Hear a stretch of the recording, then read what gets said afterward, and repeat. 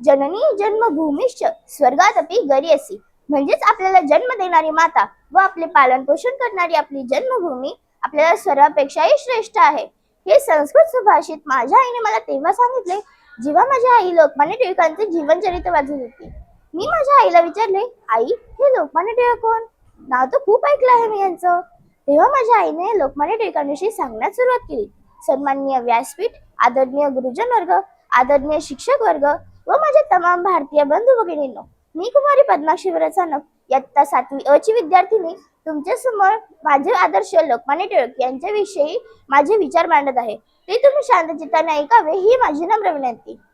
स्वराज्य हा माझा जन्मसिद्ध हक्क आहे आणि तुम्ही मिळवणारच हे भर सभेत सगळ्यांसमोर इंग्रजांना ठणकावून सांगणारे म्हणजेच लोकमान्य टिळक. लोकमान्य टिळक म्हणजे काय हे समजून घेण्याआधी आपल्याला स्वराज्य म्हणजे काय हे जाणून घ्यावं लागेल.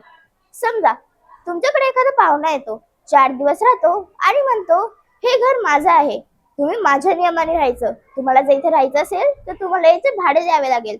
सांगा चालेल तुम्हाला? नाही ना. ते घर म्हणजे आपला भारत देश आणि ते लोक म्हणजे ब्रिटिश लोक, गोरे लोक. अशा पाहुण्यांना तुम्ही हकलून द्याल आणि ठणकावून सांगाल हे घर माझे आहे, आम्ही आमच्या नियमाने राहणार, तुम्ही इथे पाहुणे आलात, जास्त मस्ती केली तर आम्ही सक्ती करू. आपल्या घरात, गावात व देशात स्वतःच्या नियमाने स्वतंत्रपणे राहता येणे म्हणजे स्वराज्य होय.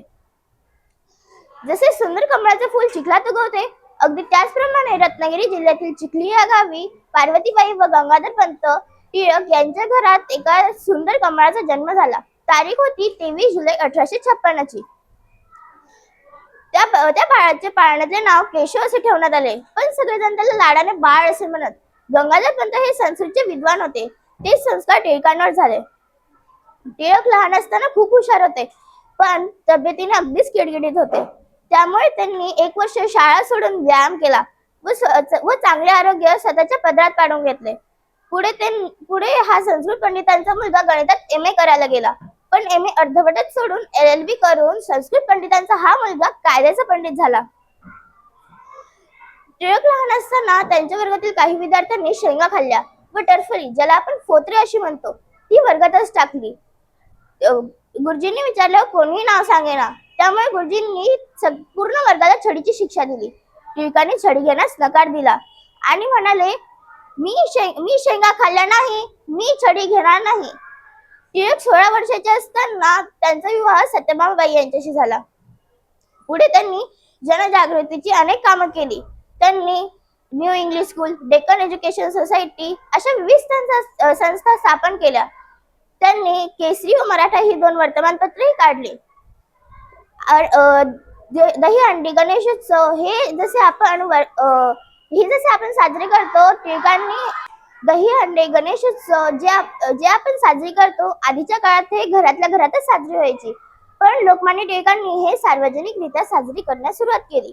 प्लेगच्या साथीत जेव्हा ब्रिटिश लोक घरात घुसायचे, घरातील महिलांना त्रास द्यायचे, घरातील आपल्या देवघरातील देवांवर विषारी औषधे फवारायचे, आपले धार्मिक ग्रंथ जाळून टाकायचे, हे जेव्हा टिळकांना कळले तेव्हा टिळकांनी सरकारचे डोके ठिकाणावर आहे का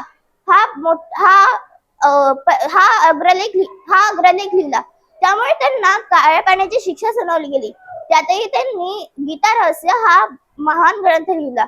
त्यासाठी त्यांना शेगावचे श्री संत गजानन महाराजांनी प्रेरणा दिली आणि अशा या खंबीर व धैर्यवान नेत्याचा 1 ऑगस्ट 1920 रोजी अंत झाला आणि तेव्हापासूनच गांधी युगाची सुरुवात झाली. जर लोकमान्य टिळक थोडे काळ अजून जगले असते तर भारत 1947च्या आधीच स्वातंत्र्य झाला असता.